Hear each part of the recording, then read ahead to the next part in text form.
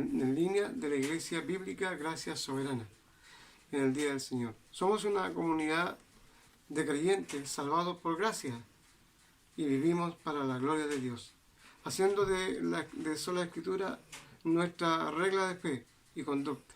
En medio de estos tiempos especiales es un gran privilegio el poder estar unidos adorando al Señor hoy, juntos de nuestros hogares, cada hogar un templo y cada familia una iglesia. Que esta hora queremos darle gracias al Señor por la misericordia que ha tenido para con nosotros.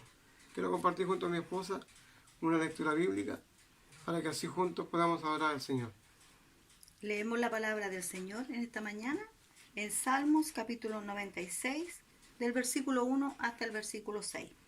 Cantad a Jehová cántico nuevo, cantad a Jehová toda la tierra, cantad a Jehová, bendecid su nombre, anunciad de día en día su salvación, proclamad entre las naciones su gloria, en todos los pueblos sus maravillas, porque grande es Jehová y digno de suprema alabanza, temible sobre todos los dioses, porque todos los dioses de los pueblos son ídolos, pero Jehová hizo los cielos, alabanza y magnificencia delante de él, poder y gloria en su santuario. Amén. Queremos agradecer al Señor en esta hora de permitirnos poder estar a través de estas redes sociales junto a mi esposa y decirle a ustedes, mis hermanos, que solamente en Cristo hay esperanza y fe. Quiero decirles que el salmista cantaba de alegría a Jehová Dios de los ejércitos. Había un cántico nuevo en su boca, había una esperanza. Cuando Dios está en nuestras vidas, mis hermanos, hay esperanza para el ser humano. Cuando tú confías en el Señor, cuando tú estás atento a la misericordia de Cristo, hay una esperanza. Tú y yo tenemos la esperanza, y cada domingo, y cada día, y cada noche, y cada momento, debemos orar juntos, mi hermano, para adorar y bendecir el nombre del Señor. Hoy día, como familia, tal vez estamos reducidos en nuestros hogares, pero la palabra del Señor es amplia, es bendita y poderosa. Quiero decirte, mi hermano, que Cristo, el Señor, ha puesto un cántico nuevo en tus labios, para que adores y bendigas y anuncies de Él la salvación. Esta iglesia, mi hermano, habla de la salvación, de la gracia divina de Cristo, del poder magnífico del Señor que ha tenido para con nuestras vidas. Mi hermano, quiero invitarte en esta hora a que tú, junto a tu familia, junto a tus hijos, junto a tu pequeña familia o gran familia, a buscar al Señor y adorarle. De la iglesia Getsemaní, la iglesia bíblica Gracia Soberana, en este día y a través de nuestro pastor también, en breves momentos más, va a transmitir la palabra del Señor. Quiero que juntos, mi hermano, busquemos la presencia del Señor, adorando al Señor, bendiciéndole. Mi hermano, cuando Dios pone un cántico nuevo, sobrepasa toda gracia de hombre. Más juntos, mi hermano, hay alabanza y adoración al Señor. Queremos orar a esta hora, no solamente por la palabra del Señor, queremos orar, mi hermano, por tu petición. Queremos orar, mi hermano, por la erradicación de esta pandemia de esta tierra. Queremos orar, mi hermano, por la iglesia, por aquellos que están sufriendo en esta hora, por aquellos que trabajan en los hospitales. Queremos orar también, mi hermano, por aquellos que están en las calles, por la situación calle. Queremos orar, mi hermano, por aquellos que están en las cárceles, privados de libertad. Quiero pedir a mi esposa que nos lleve una oración en esta hora.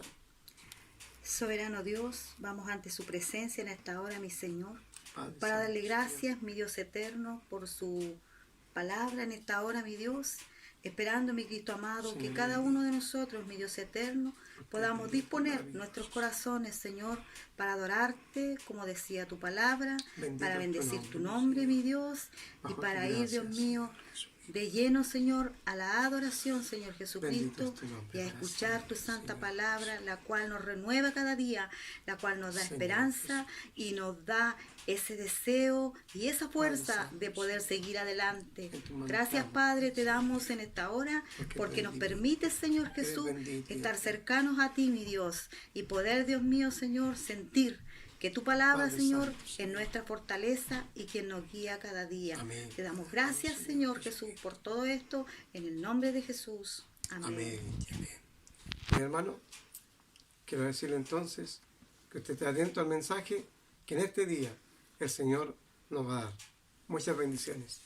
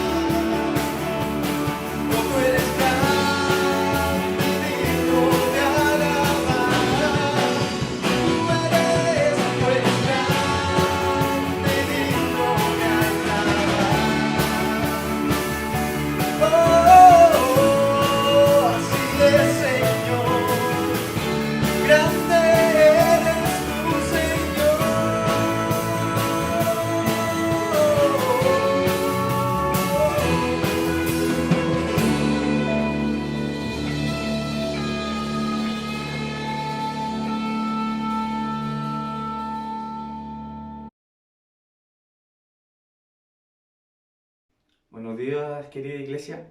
Les saludo en el amor del Señor y quiero invitarles a que compartamos una lectura bíblica que se encuentra en el libro de Salmos, capítulo 62, del versículo 5 al 8. Y leemos en el nombre del Señor. Alma mía, en Dios solamente reposa, porque de Él es mi esperanza. Él solamente es mi roca y mi salvación, es mi refugio. No resbalaré. En Dios está mi salvación y mi gloria. En Dios está mi roca fuerte y mi refugio. Esperad en Él en todo tiempo, oh pueblos, derramad delante de Él vuestro corazón. Dios es nuestro refugio. Que el Señor le bendiga mucho, amada iglesia.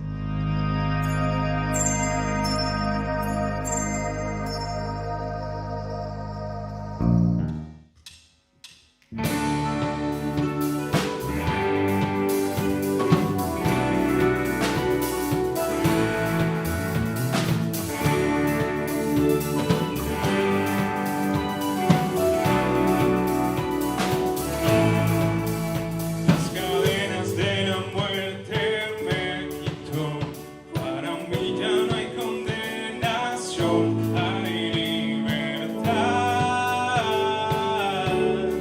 libertad. Siendo esclavo del pecado me libró, en la cruz compró mi redención y libertad.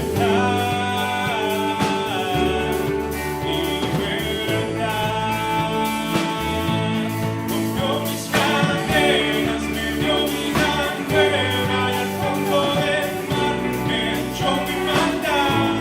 Lavó mis pecados y me ha perdonado. Solo en el nombre de Jesús hay libertad.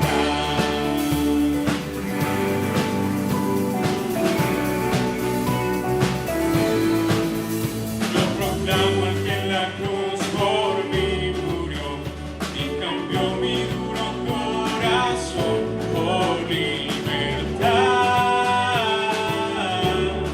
libertad.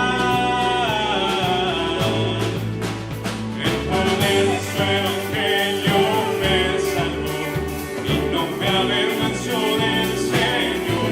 Mi libertad, libertad.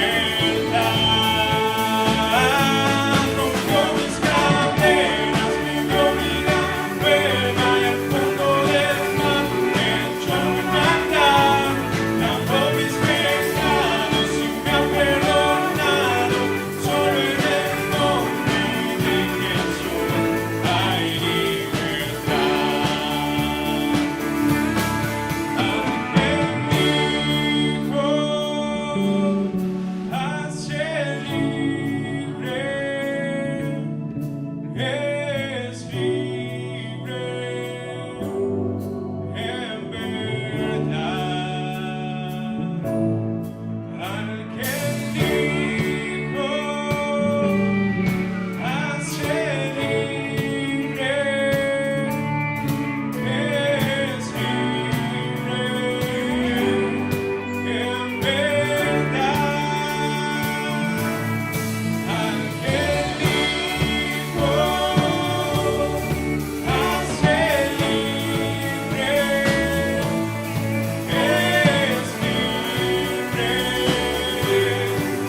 en verdad. Al que dijo hace libre, es libre en verdad. Rompió mis cadenas, me dio vida nueva y al fondo del mar me echó mi maldad. Lavó mis pecados y me ha perdonado. Solo en el nombre de Jesús. Rompió mis cadenas, me dio vida nueva y al fondo del mar me echó mi maldad. Lavó mis pecados y me ha perdonado. Solo en el nombre de Jesús hay libertad.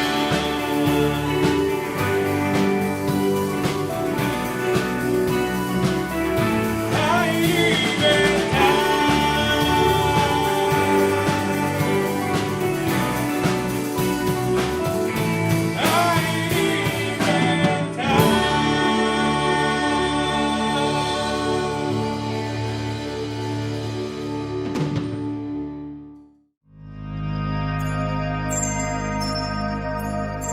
Amados hermanos, es una hermosa bendición el poder estar hoy día nuevamente junto a la palabra del Señor, dando gracias a Dios por la hermosa bendición que nos ha dado de poder reunirnos en torno a su nombre, alabándole, bendiciéndole, glorificándole. Y lo hemos hecho cantando, lo hemos hecho viendo en su palabra las maravillas de su ser, de sus obras, y ahora vamos a ir a meditar en lo que Él tiene para nosotros en este día. Quiero invitarles a que continuemos con nuestra lectura en la Epístola a los Colosenses. Seguimos en el capítulo 3 y hoy día leemos desde el verso 2 en adelante la palabra del Señor, que dice así: Vestidos pues como escogidos de Dios, santos y amados, de entrañable misericordia, de benignidad, de humildad, de mansedumbre, de paciencia, soportándoos unos a otros y perdonándoos unos a otros, si alguno tuviere queja contra otro, de la manera que Cristo os perdonó, así también hacedlo vosotros. Y sobre todas estas cosas, vestidos de amor, que es el vínculo perfecto. Le invito a que tomemos un tiempo para orar. Amado Padre, venimos delante de tu presencia en el nombre de Jesús y agradecemos el hermoso privilegio que tenemos de estar aquí hoy, mi Señor, frente a tu palabra. Prepara nuestros corazones, prepara nuestras mentes, nuestras voluntades para responder a ella. Quizás seamos confrontados, Señor, seamos desafiados y nuestras voluntades nunca están plenamente dispuestas. Por eso, mi Señor, requerimos de tu ayuda, de tu Espíritu Santo, que nos dé ese poder para poder ser testigos eficaces en todo momento, en todo tiempo. Bendice nuestras vidas, te lo pedimos en el nombre de Jesús. Amén. Se cuenta que antes de la batalla de Gaugamela, en el año 331 a.C., el gran conquistador macedonio Alejandro Magno se dio el tiempo de recorrer las tropas y ver el estado en que estaban sus soldados. Pero al caminar entre las filas de sus soldados encontró uno que estaba realmente muy temeroso, con mucho miedo de ir a la batalla. Y cuando él se acerca, al verle allí, se dirige a este hombre, que posiblemente ya estaba casi a punto de desertar, y le dice: ¿Cómo te llamas, buen hombre? Y este le responde: mi nombre es Alejandro. Para sorpresa del general, el nombre que tenía este soldado era su mismo nombre. Entonces inmediatamente el general lo toma de los hombros, lo sacude y le dice con fuerza: si realmente te llamas así, entonces compórtate como un Alejandro y deja de comportarte como un cobarde. Esta pequeña historia nos hace reflexionar acerca de una verdad universal. Y es que existe una expectativa acerca de nosotros, de que nos comportemos de acuerdo a lo que somos. Si bien es cierto, hermanos, hay un dicho que dice que el hábito no hace al monje, pero las vestimentas que cubren a alguien sin duda proveen ciertos antecedentes para saber quién es, qué es lo que hace, cuál es su identidad. Y hoy día vamos a hablar, hermanos, de la responsabilidad de cada uno de nosotros de actuar según como lo que somos, de vernos según como lo que somos, de vivir según como lo que somos, porque hay una imperiosa necesidad de que nuestro carácter sea adornado con las virtudes que son propias de la identidad de un creyente. Siempre que pensamos en la santificación, nuestra mente se ancla inmediatamente en aquellas cosas que han de dejarse. Vemos la implicación negativa de la santificación: abandonar cosas, dejar hábitos, dejar prácticas atrás. Y de hecho eso es muy cierto y es urgente, y hablamos de aquello en el sermón pasado. Definitivamente el cristiano es responsable de hacer morir el pecado, de abandonar la práctica del pecado y de apropiarse de su nueva naturaleza. Cristo, hermanos, no vino a mejorar la vida del hombre. Cristo no vino a hacer mejores hombres. Cristo vino a terminar con lo que era el hombre y a empezar una obra completamente nueva. Él vino a iniciar un proceso glorioso en la vida del hombre, dándole primero una nueva vida. Y en este proceso, hermanos, se nos muestra por las Escrituras de que la santificación implica no solo abandonar cosas del pasado, sino que apropiarse de nuevas virtudes que son propias de la identidad del creyente. Hemos comenzado, hermanos, a adentrarnos en las implicaciones prácticas de nuestra unión con Cristo. Estamos tan identificados con Cristo que ya no somos lo que antes éramos. Hermanos, hemos muerto con Cristo, hemos resucitado con Él y por lo tanto nuestra identidad está definida por nuestro Señor, y nuestra identidad, hermanos, también nos define acerca de cómo debemos vivir, qué es lo que debemos hacer, hermanos, qué se espera de los otros, qué se espera de los creyentes. Hermanos, se espera un comportamiento apropiado de alguien que lleva el nombre del Rey de Reyes y Señor de Señores sobre sí. Eso es lo que se demanda, las expectativas del creyente están allí. Por eso Pablo quiere animar a los creyentes a vivir según esta nueva identidad, desarrollando una serie de virtudes con las cuales el creyente ha de arroparse y ha también de asumir los costos que implica llevar esa vida sobre sí. Hermanos, somos personas que son gobernados por una regla de vida superior. Hermanos, aunque la santificación es un proceso de gracia que corre por cuenta de Dios, hermanos, Él demanda a sus hijos que ellos participen de ese proceso de santificación. Hermanos, decíamos que la santificación es posicional. Desde el día en que fuimos salvados, fuimos constituidos salvos. Y allí, cierto, también fuimos constituidos santos. Y por lo tanto, hermanos, nosotros podemos descansar en esa gloriosa verdad. Pero aún así, nosotros seguimos siendo también responsables de nuestra santificación, porque la santificación, así como es posicional, también es progresiva. Y esto implica, hermanos, que la experiencia de vida del creyente tiene que someterse a la palabra de Dios. Hermanos, nos vamos santificando en la medida en que estamos obedeciendo la palabra de nuestro Señor. Hermanos, en la medida en que nos vamos separando de cosas que estaban en contra de la voluntad de Dios y nos vamos apropiando de gloriosas verdades, hermanos, que constituyen nuestra nueva identidad. Somos responsables de nuestra santificación. Y esto es lo que Pablo, hermanos, viene a exponernos hoy y que lo vamos a desarrollar en base a 3 responsabilidades que Pablo le dice a la iglesia de Colosas que ellos tienen que asumir en torno a esta responsabilidad. Primero, ellos son responsables de vestir según su identidad. Segundo, son responsables de conocer las prendas de su nuevo carácter. Y tercero, cada uno de aquellos creyentes es responsable de vivir según lo que es, de practicar y asumir el costo de lo que significa ser un creyente. Amada iglesia, somos responsables de nuestra santificación, también, hermanos, a través de vivir según lo que somos. Debemos vivir de acuerdo a nuestra identidad. El creyente es un hijo de Dios y debe verse y debe actuar como tal, hermano. Y el desafío que tenemos cada día a nosotros de asumir este llamamiento, de asumir esta responsabilidad hasta el día en que el Señor venga por nosotros. Sin duda es una batalla difícil, es una batalla que implica un costo alto a asumir, pero sin duda también hay una victoria maravillosa esperando que todos nosotros vivamos en nuestro día a día en la medida en que nos apropiemos de esa identidad que tenemos en Cristo. El apóstol Pablo entrega un nuevo imperativo. En el versículo 12 dice, vestíos pues. Con esto, hermanos, nos está mostrando el énfasis, un énfasis especial en el desarrollo de esta idea.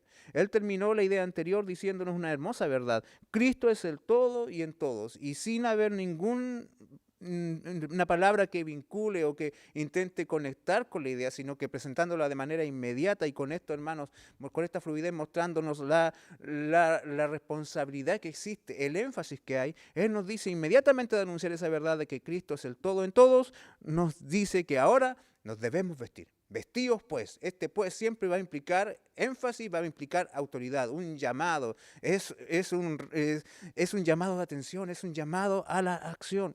Y por lo tanto, hermanos, es el orden lógico, es lo natural que corresponde a alguien para quien Cristo es todo. Si Cristo es todo, vístete como alguien que aprecia tanto a Jesús en sus vidas. Allí están los creyentes. Se han despojado de los ropajes del viejo hombre y han asumido su nueva naturaleza. Y ahora, por lo tanto, deben tomar y poner sobre sí las virtudes que emanan de esta nueva identidad. Nuevamente, hermano, el punto de partida para el desarrollo de su exposición en Pablo es la identidad de la iglesia en Cristo. Hermanos, esto es inevitable, hermanos. La iglesia se identifica con Cristo y por eso la iglesia debe vivir de una determinada manera. Hermanos, ¿quiénes somos en Cristo? ¿Qué es lo que somos? ¿Por qué debemos vestirnos? ¿Cómo tenemos que vernos? ¿Qué es lo que tenemos que representar? Y Pablo dice aquí, vestíos pues como escogidos de Dios, santos y amados. Esa es la identidad del creyente. Y si usted nota, hermanos, cuando Pablo dice estos conceptos propios de quién es la iglesia, son las mismas virtudes, son las mismas características que se le dan al pueblo de Israel. Si nosotros vamos al libro de Éxodo, capítulo 19, versos 5 y 6, podemos leer lo siguiente. Ahora pues, si diereis oído a mi voz y guardareis mi pacto, vosotros seréis mi especial tesoro sobre todos los pueblos, porque mía es toda la tierra, y vosotros me seréis un reino de sacerdotes y gente santa. Estas son las palabras que dirás a los hijos de Israel. Y esta identidad está estrechamente unida a un propósito. No somos lo que somos simplemente para quedarnos allí, sino para actuar de determinada manera. Y vamos a un texto que sin duda muchos de nosotros recordamos, Primera de Pedro, capítulo 2, verso 9, que dice, mas vosotros sois linaje escogido, real sacerdocio, nación santa, pueblo adquirido por Dios, para anunciar las virtudes de nuestro Señor. Esta pequeña congregación ha llegado a ser parte del pueblo elegido de Dios. Son escogidos de Dios. Y esta es una frase que destaca primariamente, de que la salvación nunca será el resultado de una obra humana. La salvación nunca será el resultado del esfuerzo humano, sino que solamente, hermano, o para la gloria de Dios decimos, solamente implica un acto glorioso de misericordia divina, hermanos, que llama a quien quiere llamar y escoge a quien quiere escoger. Nunca, hermanos, aquel que comprende de que Dios le ha escogido se va a llenar de arrogancia. ¿Por qué? Porque cuando nosotros vamos a la misma historia de Israel, Dios le dice a Israel en Deuteronomio capítulo 7, versos 7 y 8, no por ser vosotros más que todos los pueblos os ha querido Jehová y os ha escogido, pues vosotros erais el más insignificante de todos los pueblos, sino por cuanto Jehová os amó y quiso guardar el juramento que juró a vuestros padres, os ha sacado Jehová con mano poderosa y os ha rescatado de servidumbre de la mano de Faraón, rey de Egipto. Hermanos, por lo tanto, saberse escogido por Dios es algo completamente incompatible con la arrogancia. Constantemente se dice, ustedes creen en la elección soberana de Dios y por lo tanto sin duda se sienten mejores. La verdad, hermanos, de que esta realidad nos despoja de cualquier atisbo de jactancia. El haber sido escogido por Dios nunca se debió a nuestra impecabilidad, nunca se dio, hermanos, producto de nuestra perfección, de nuestra inteligencia espiritual, nuestra inteligencia intelectual, nunca se debió a que éramos algo que Dios necesitaba. Dios no nos escogió por ser más grandes, Dios no nos escogió por ser mejores. No, Dios nos escogió por gracia. Porque, hermanos, si nosotros vamos al desarrollo de la porción anterior, desde el versículo 5 al 7, se describen un montón de pecados aborrecibles contra los cuales Dios manifiesta su ira. Y Pablo en el verso 7 le dice a la iglesia de Colosas, y ustedes eran de esos. Ustedes también practicaban esas cosas. Y algo ustedes merecían de parte de Dios era ira, pero recibieron gracia. Por lo tanto, hermanos, eso nos lleva a nosotros a entender de que ser escogidos no nos da espacio a llenarnos de orgullo. Bendito sea el Señor. Y también eso nos lleva a nosotros a entender de que si fuimos escogidos, no es para estar ociosos, sino para un propósito específico. Efesios capítulo 1, verso 4 dice, según nos escogió en Él antes de la fundación del mundo, hay un propósito, para que fuésemos santos y sin mancha. Hermanos, la ira de Dios es lo que nosotros merecíamos, pero Dios, aunque no lo entendemos, aunque no conocemos las razones, solo sabemos, hermanos, de que es por amor. Él nos quiso escoger para que fuésemos santos y sin mancha delante de Él. La elección, hermanos, precede a la santificación y define el propósito de la vida del creyente. La elección divina, hermanos, afecta cada aspecto en la vida de los hijos de Dios. No es un concepto abstracto, no es algo que queda en el aire, no son palabras escritas solamente, sino que es una verdad que trasciende a nuestro día a día.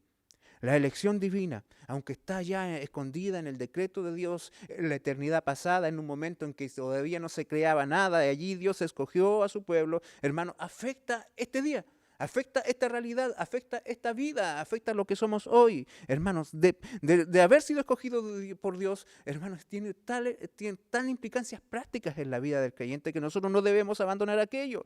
Ya hablamos en contra del antinomianismo. No porque somos escogidos, hermanos, la ley de Dios no se aplica a nosotros. No porque somos escogidos de Dios nosotros podemos vivir como queramos. Al contrario, ahora tenemos una definición efectiva de lo que se espera de nosotros.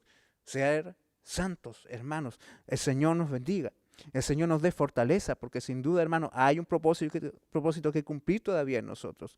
Dios demanda que sus hijos, mientras estén aquí en la tierra, sean, hermanos, personas fructíferas. La elección divina, hermanos, provoca frutos para salvación, pero también frutos para el servicio. Porque unido a la elección se agrega el propósito de Dios para sus escogidos, y es de que ellos sean consagrados, ellos fueron santificados, ellos fueron apartados para ser instrumentos de la gloria de Dios. Han sido lavados con la sangre de Cristo, han sido limpiados de la culpa de sus pecados y están siendo liberados más y más de la corrupción y del dominio del pecado. La imagen de Dios se va conformando en ellos cada día más. El viejo hombre ha quedado sepultado y uno nuevo se ha levantado, pero además ellos son amados por Dios.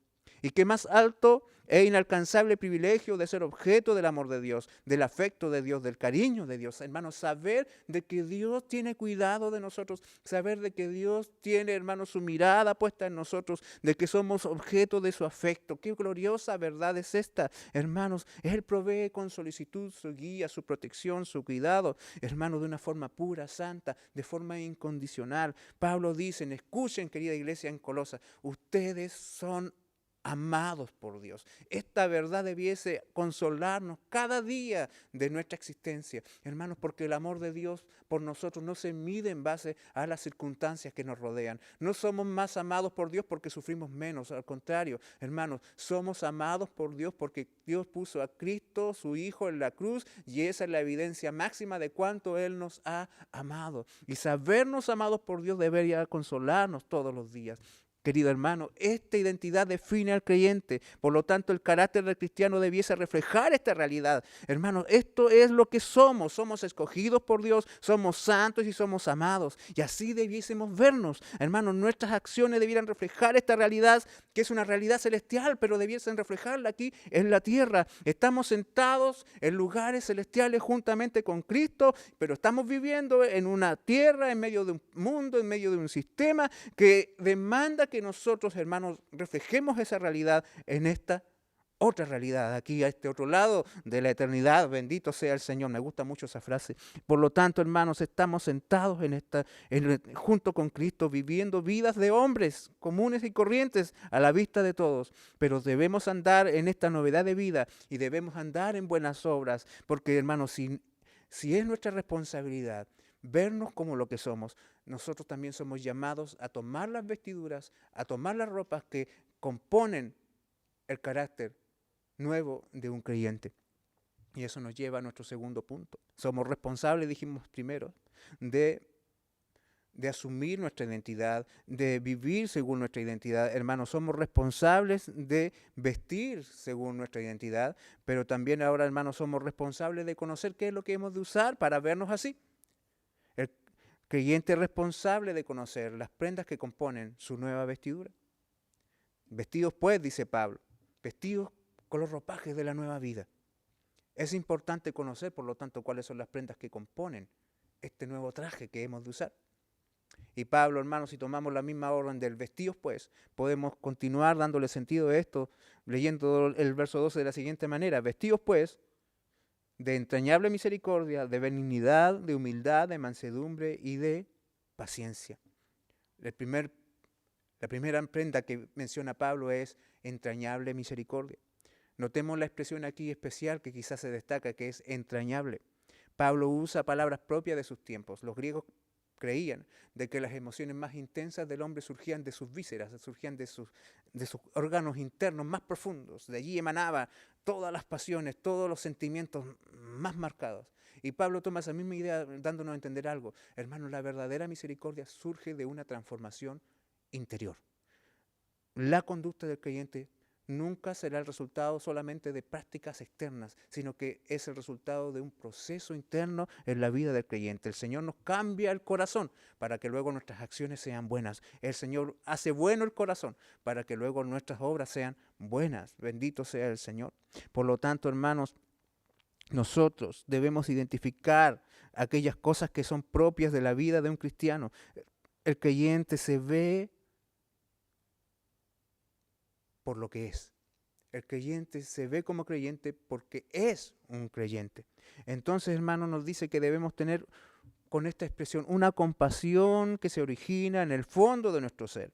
La compasión hacia los demás es una virtud, hermanos, típicamente cristiana. Antes del cristianismo nadie se preocupaba de las viudas, nadie se preocupaba de los huérfanos, nadie se preocupaba de los leprosos. Pero con el cristianismo, hermanos, las misericordias empezaron a ser extendidas hacia las demás personas. ¿Por qué? Porque el cristiano es la persona que está más consciente de la realidad de este mundo. Hermanos, el cristiano comprende de una manera especial de que toda la miseria, de que todas las situaciones de angustia que se viven a su alrededor son producto de la decadencia decadencia espiritual del ser humano, toda la ruina que nosotros vemos a nuestro alrededor es el reflejo de la ruina espiritual en el hombre. Hermanos, el gozo genuino del cristiano siempre va acompañado por una sensación especial. Es una cuestión agridulce porque puede estar gozoso por las bendiciones que ha recibido, pero no puede ser indiferente al dolor que le está rodeando. Hermanos, él ve de que cada creyente necesita actuar conforme a lo que Dios ha hecho en su corazón en virtud de ayudar a alguien más. Esto es lo mismo que sintió el Señor Jesucristo por las multitudes. Él se compadeció por ellas porque las veía como un rebaño que no tenía pastor. Más de alguna vez él estuvo cansado y listo para subir a la barca, pero la gente le rodeaba y él, en vez de ir a descansar, se paraba allí y hablaba palabras de vida hacia esas personas. Hermanos, en algún momento inclusive hasta alimentó multitudes porque él sintió compasión por esas personas que le rodeaban y él alimentó una entrañable misericordia, un entrañable amor ante la necesidad de los demás. También manda Pablo de que nos vistamos de benignidad. Esta es la expresión práctica de la entrañable misericordia, estar dispuesto a buscar el bien de alguien. Hermanos, puesto que Dios nos ha dado su amor tan ricamente, nuestra felicidad también es compartir ese amor con los demás. La bondad de la que se habla aquí es una disposición de la mente y el corazón para proveer para el cuidado, para la protección, de una forma amante, sincera y honesta hacia las personas que nos rodean. También nos manda vestirnos de humildad. La humildad, hermanos, es una virtud propia del cristianismo, es exclusiva de los cristianos. Los griegos la veían como una debilidad, los romanos la veían como un vicio. Ellos despreciaban a los humildes, ellos no la incluían dentro de la lista de sus virtudes. Solamente, hermanos, inclusive es tan exclusiva esta virtud, de que en la Biblia a dos personas se les llama humildes o mansos, Moisés y nuestro Señor Jesucristo, porque sin duda la humildad nunca es una disposición natural en el ser humano. Si algo ha de surgir por naturaleza en nosotros es el orgullo, es la arrogancia, pero la humildad siempre será el producto de una obra transformadora de parte del Espíritu Santo. Y el Señor nos manda a tener ese espíritu humilde, porque no hay nada, hermanos, ya lo dijimos, nada más incompatible con el creyente que el orgullo. No hay nada más incompatible con el hombre que ha sido escogido que la arrogancia. Por lo tanto, le corresponde vestirse de humildad, hermanos, y esta humildad implica una adecuada autocomprensión de lo que somos. Ninguno de nosotros debe tener un concepto más alto del que debiera tener acerca de sí mismo. Y por lo tanto eso nos lleva a considerar a los demás como importantes. El Señor nos ayuda, hermanos, porque sin duda este es un punto que a nosotros nos falta constantemente, que constantemente somos probados y somos hallados faltos en esta realidad. El Señor nos dé sabiduría para vivir en nuestra vida de tal manera de que el ropaje de la humildad se vea, hermanos, en nosotros. Hemos sido objeto de gracia. Hermanos, hemos recibido lo que no merecíamos y por lo tanto debemos estar dispuestos a dar el mismo trato a los que nos rodean. También dice aquí el texto, vístanse de mansedumbre. Cuando se habla de mansedumbre, se está hablando de un concepto que era propio de animales que habían sido domesticados, animales que tenían una fuerza impresionante, animales que podrían haber hecho muchas cosas, que posiblemente podían haber hecho mucho daño, pero toda esa energía y toda esa potencia ahora ha sido puesta al servicio de su amo. Hermanos, nosotros y todo lo que tenemos y todo lo que somos tiene que estar puesto al servicio de nuestro Dios. Hemos renunciado a usar nuestras fuerzas para nuestros propios propósitos.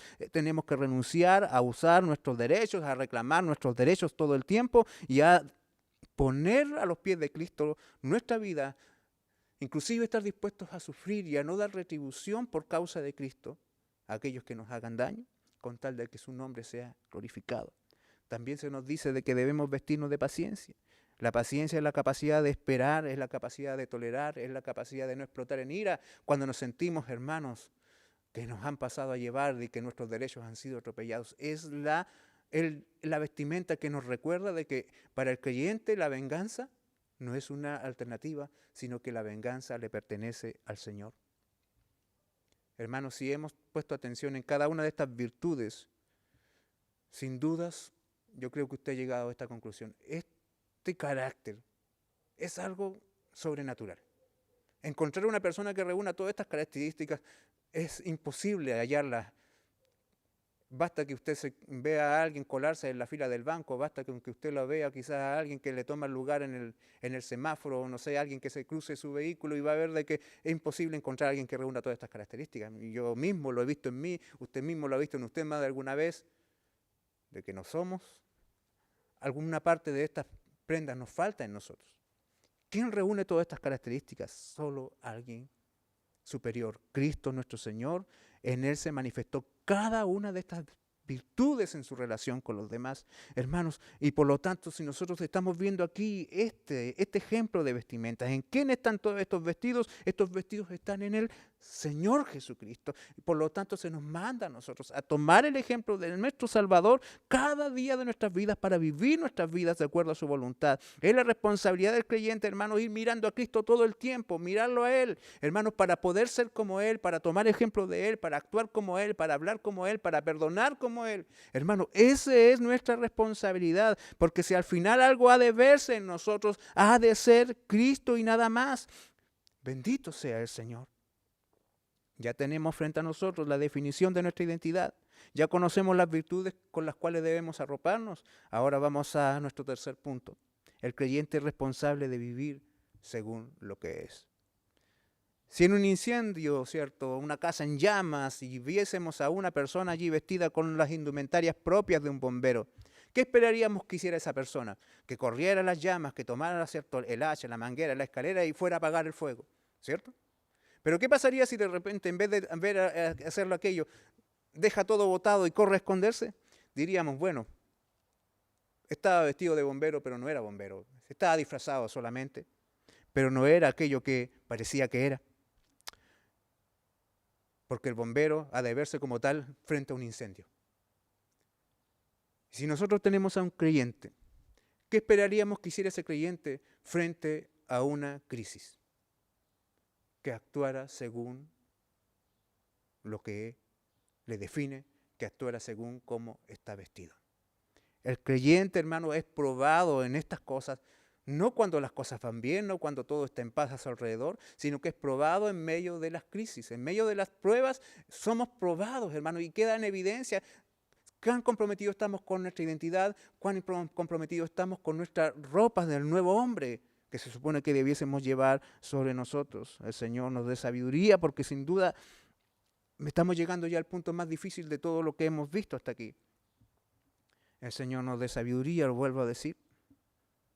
Pablo propone en esta nueva orden, una nueva orden que va a entregar, la realidad o la expone, la deja allí latente o la deja allí presente. No olviden esto es real, esto les va a pasar, de que van a tener que los creyentes vivir situaciones en que van a ser puestos a prueba en su carácter, de que van a haber situaciones de conflicto que demandará una respuesta constante. ¿Y cuáles son esas respuestas? Está compuesta de dos acciones: soportándoos unos a otros y perdonándoos unos a otros. Cada virtud cristiana tiene sentido en las relaciones interpersonales. Y la realidad nos dice, hermanos, de que habrán crisis, que habrán situaciones difíciles que demandarán que las virtudes cristianas actúen a través de una disposición benigna hacia las debilidades que los otros puedan tener, que los otros puedan manifestar. Con esto, ¿qué nos está diciendo Pablo, hermanos? De que él está viendo la iglesia de Colosas no como un puesto de avanzada del cielo en la tierra donde todos son santos y perfectos, porque nosotros ya leímos en los versos anteriores de que en el verso 11 dice: no hay griego ni judío, circuncisión ni incircuncisión, bárbaro ni escita, siervo ni libre, sino que Cristo es el todo en todos. O sea, con un grupo tan dispar, con tantas diferencias, hermanos, desde la perspectiva humana, es imposible que no vayan a surgir conflictos. Pero cuando surjan esos conflictos, ellos son llamados a responder no como griego, no como judío, sino a responder como un escogido de Dios, santo y amado. ¿Y cómo responde un santo, un escogido, cómo responde alguien amado por Dios ante un conflicto? Soportando al hermano, perdonando al hermano. El hecho de que haya escitas en la congregación, sin duda tiene que haber sido una tremenda prueba para la paciencia de la congregación. Los escitas eran los hombres con las costumbres más malas de la sociedad. Eran aquellos hermanos con los cuales ninguno se quería juntar. Eran aquellos que inclusive hasta los bárbaros los veían como peores que ellos y se avergonzaban de ellos, pero el Señor en su gracia les quiso salvar y los quiso poner allí. Y tanto como los griegos y los judíos estaban en un proceso de santificación, los escitas también estaban en un proceso de santificación. Y sin duda esa gente conflictiva en medio de la congregación eran un medio de Dios para poder ir perfeccionando a la congregación. ¿Y cómo se perfecciona la congregación, hermanos? Como lo decíamos, no navegando en una taza de leche, sino que soportando las dificultades, soportando los problemas que surgen desde ellos mismos. O sea, es fácil soportar la prueba cuando viene de afuera, pero cuando surge de entre nosotros, sin duda, es un punto de inflexión en nuestra historia como creyentes, porque perdonar, no sé, al gobierno, actuar de tal manera con la gente que vive al otro lado del mundo, ¿cierto? Quizás es algo que no tiene tanta trascendencia como cuando nos toca sobrellevar conflictos y crisis entre personas que estamos todos los días juntos, que se supone que compartimos la misma historia, que compartimos los mismos deseos, que compartimos los mismos sueños, que tenemos la misma visión, y enfrentar crisis allí sin duda es un punto que nos prueba a nosotros, y el Señor nos ayude, porque es una realidad. Al Pablo decir soportando, perdonando, está dando por sentado de que la experiencia les demandará a ellos hacer esto. ¿Por qué? Porque habrán problemas que demanden soportarse. La iglesia no es un lugar perfecto, la iglesia está compuesta por gente real, por gente que, hermanos, está compuesta de todas las debilidades de alguien que está en un proceso de santificación. Hermanos, todos cargamos un letrero frente a nosotros que dice, disculpen las molestias, estamos trabajando. Y eso es algo que nosotros no debiésemos olvidar. El Señor nos ayude. Por lo tanto, hermanos, el apóstol Pablo sabe de que estarán estos hombres expuestos a estas crisis, y cuando vengan estas crisis ellos tendrán que responder de esta manera. Se nos llama a posponer el pecado de reaccionar según lo que nosotros entendemos que son nuestros derechos y soportar al hermano débil, al hermano con problemas de sensibilidad, a soportar al hermano que se queja de todo, a soportarlo. Y hacer predominar la nueva identidad en medio de esas circunstancias. Hermanos, hacer prevalecer las ropas, las virtudes del creyente en medio de esas circunstancias. Pero también, hermanos, se nos dice de que debemos perdonar los unos a los otros. Este mandato establece la certeza, hermanos, la certeza de que seremos ofendidos, de que seremos dañados, de que recibiremos, hermanos, aquello que no esperamos de nuestros hermanos. Y cuando aquello ocurra, ¿qué ha de hacer el ofendido? Dice el mismo verso. Y si alguno tuviere queja contra otro, de la manera que Cristo os perdonó, así también hacedlo vosotros. Cuando ocurra aquello, cuando hemos sido dañados y ofendidos, debemos reaccionar con la misma gracia que Cristo actuó con nosotros. Por lo tanto, cuando haya una razón para quejarse de algún hermano, la cruz debe prevalecer. La cruz de Cristo debe seguir allí. Debemos mirar, hermanos, la obra del Señor hecha por nosotros, y debemos recordar lo que fuimos. Ustedes anduvieron en estas cosas en otro tiempo, le dijo Pablo en el verso 7 a la iglesia. Cristo nos perdonó cosas horribles, cosas que merecían solo su ira, hermanos, pero en lugar de aquello Él nos quiso dar su gracia.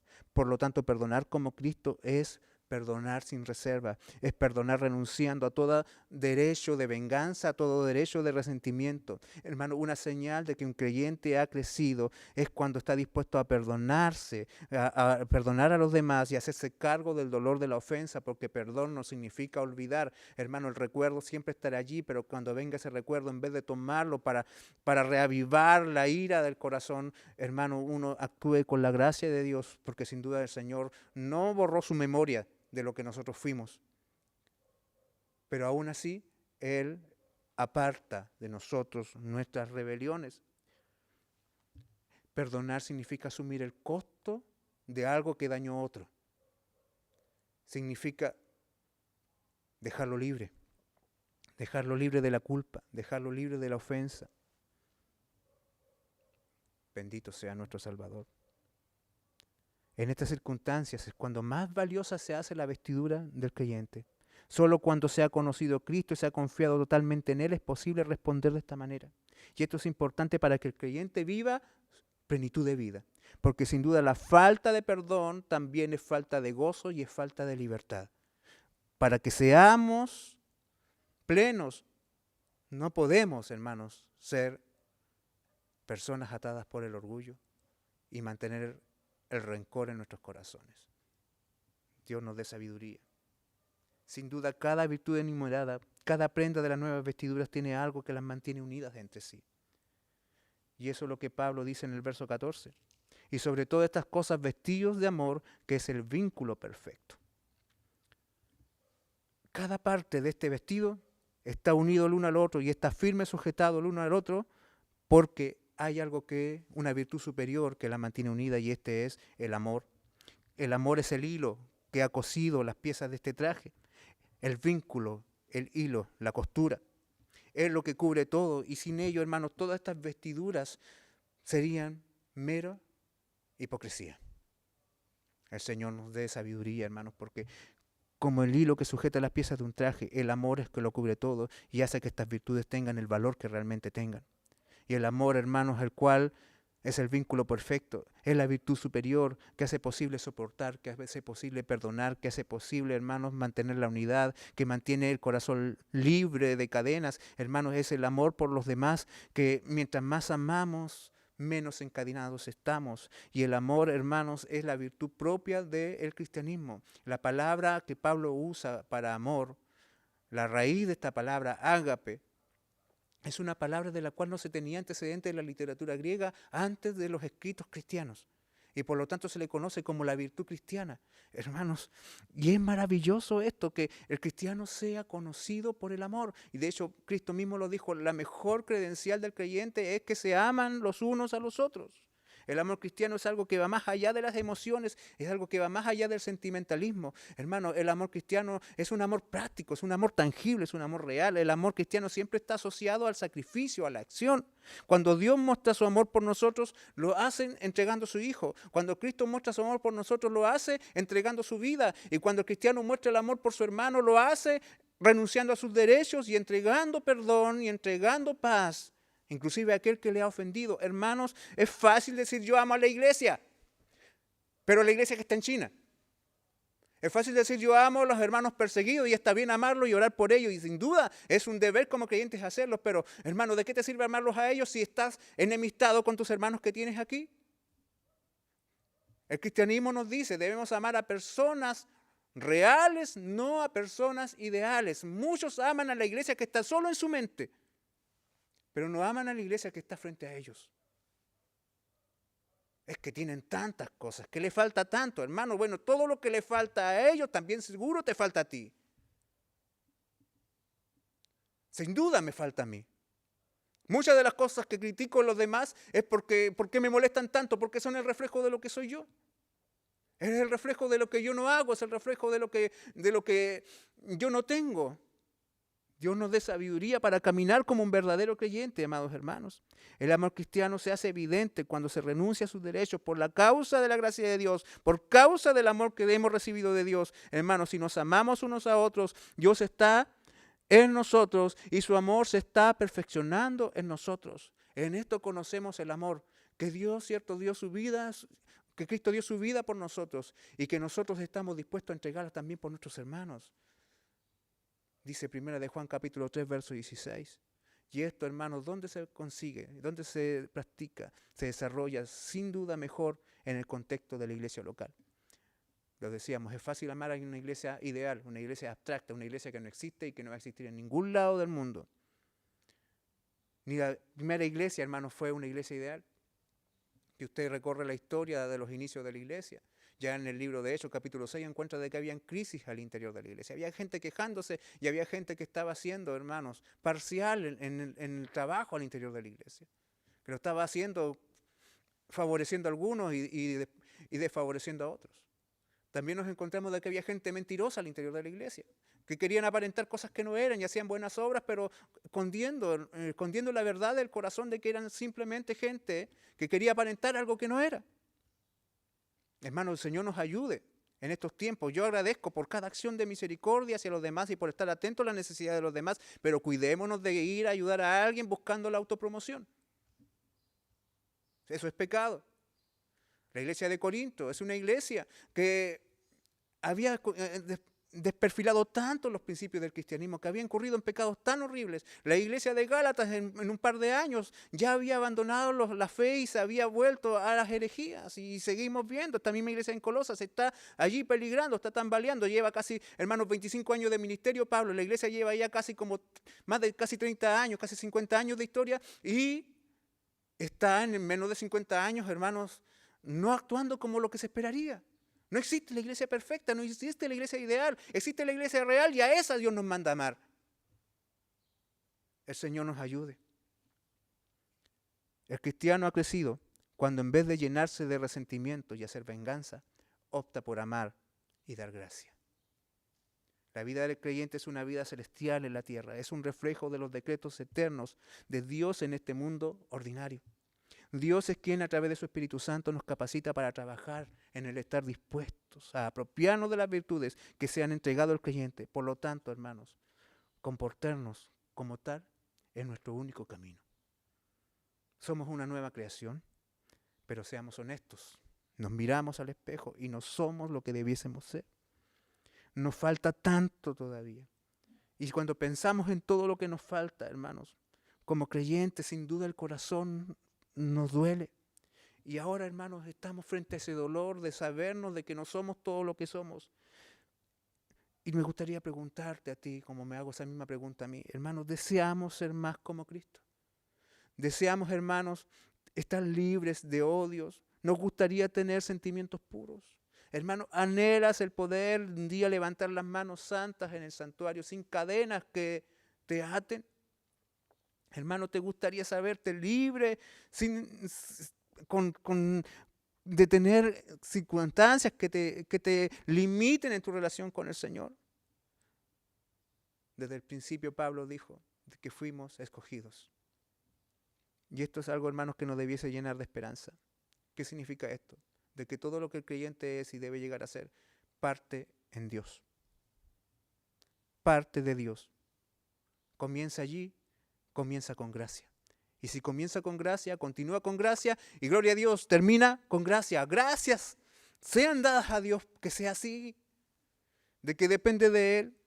Eres el dador de las virtudes, hermanos. Por lo tanto, hoy vamos todos juntos a rendirnos a sus pies. Vamos a aquel que es nuestro verdadero y total ejemplo de entrañable misericordia, de benignidad, de humildad, de mansedumbre y de paciencia. Vamos a Cristo y rindámonos a sus pies. Hermanos, si queremos ser como Él, ¿a dónde más debiésemos ir sino a Él?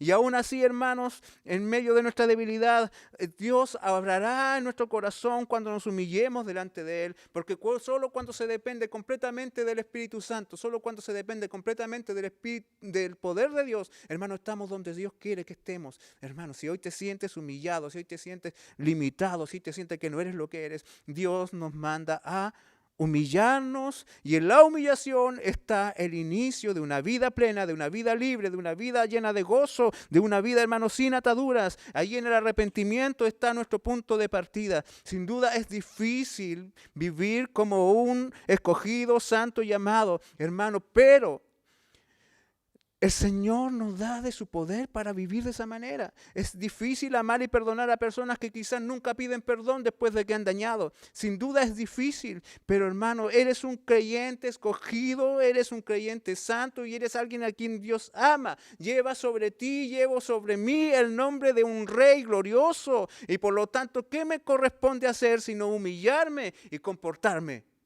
como un cristiano?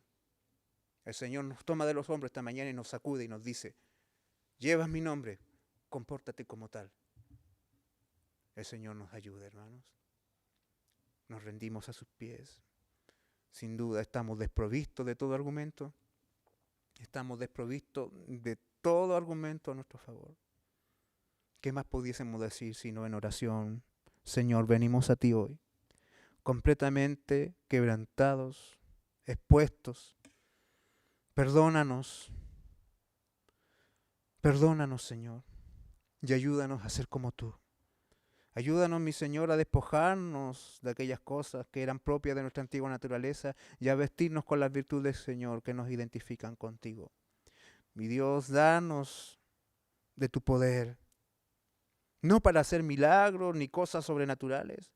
Danos de tu poder, Señor, porque necesitamos tu poder para, Señor, ser el reflejo de quién eres tú aquí en esta tierra, para hacer luz a este mundo, para soportar y perdonar como tú lo haces con cada uno de nosotros. Necesitamos tu poder, pedimos tu poder, mi Dios. En el nombre de Jesús oramos. Amén. Amén.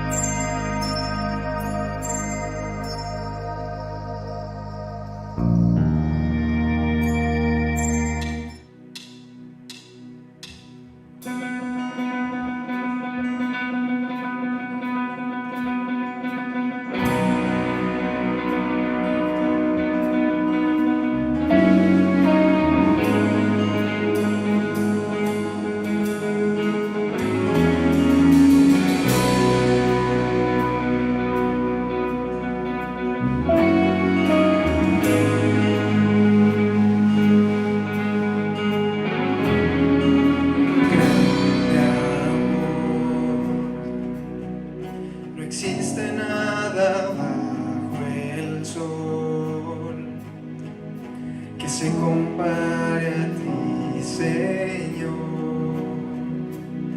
¿Quién te puede comprender?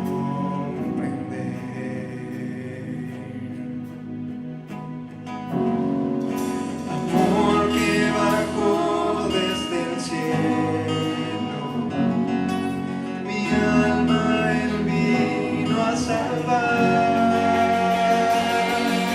En esto conocemos el amor que dio su vida por nosotros, su divina gracia que nos alcanzó. Él dio su vida por nosotros,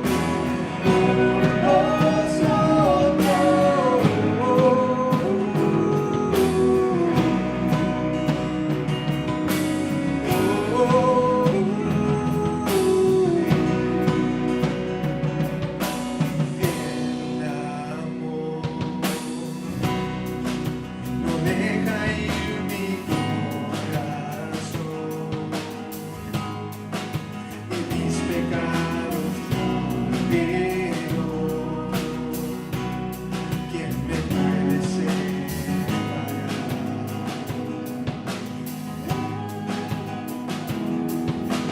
Fuerte amor, como montes a mi alrededor, rodeándome seguro estoy. ¿Quién me puede conmover?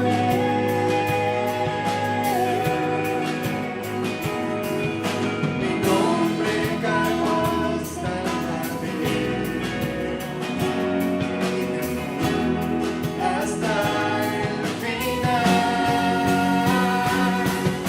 En esto conocemos el amor que Él dio su vida por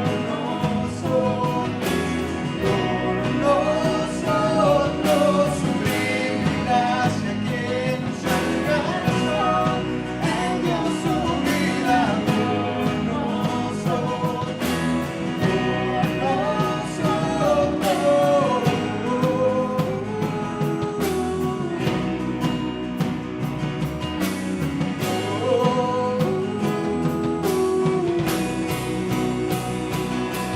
de tal manera amó Dios al mundo que envió a su Hijo a morir en una cruz, y todo aquel que crea su nombre la vida eterna le dará, no morirá.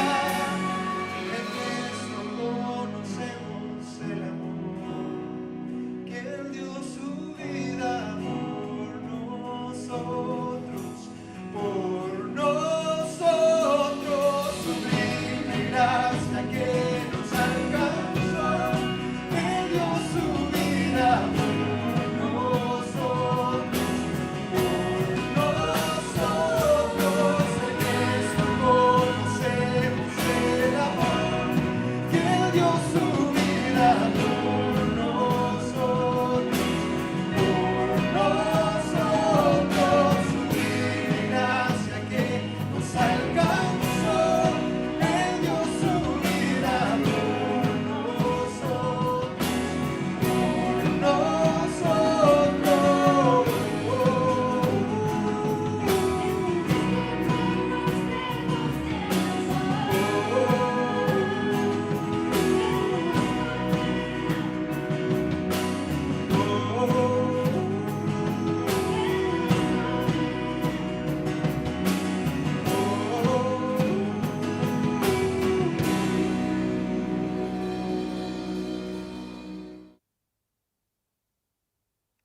Amada Iglesia, qué hermosa bendición haber estado juntos esta mañana.